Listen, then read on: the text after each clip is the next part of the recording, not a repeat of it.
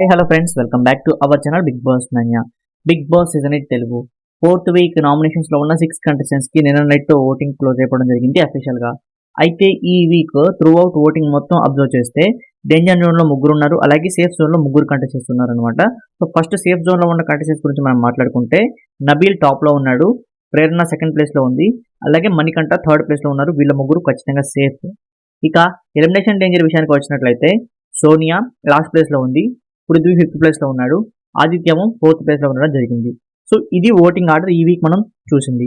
అయితే నేను మార్నింగ్ వీడియోలో చెప్పాను అనమాట, సో ఈ వీక్ సీక్రెట్ రూమ్ ఉండే ఛాన్సెస్ హైగా ఉన్నాయంటూ. అయితే ఇప్పుడు వస్తున్న న్యూస్ ఏంటంటే సీక్రెట్ రూమ్ ఉండాలంటే ఖచ్చితంగా మనకి డబుల్ ఎలిమినేషన్ అయితే ఉండాలన్నమాట.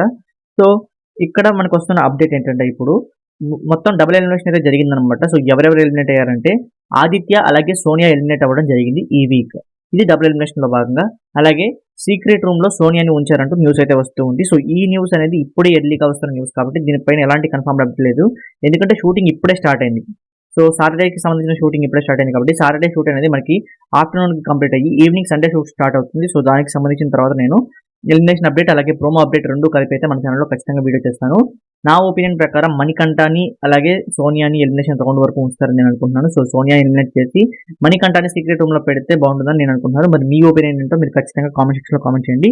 ఖచ్చితంగా ఆ ఎలిమినేషన్ వీడియో అలాగే ఆ ప్రోమో అప్డేట్ మిస్ కాకుండా ఉండాలంటే మన ఛానల్ సబ్స్క్రైబ్ చేసుకోవడం మర్చిపోకండి. Thank you for watching.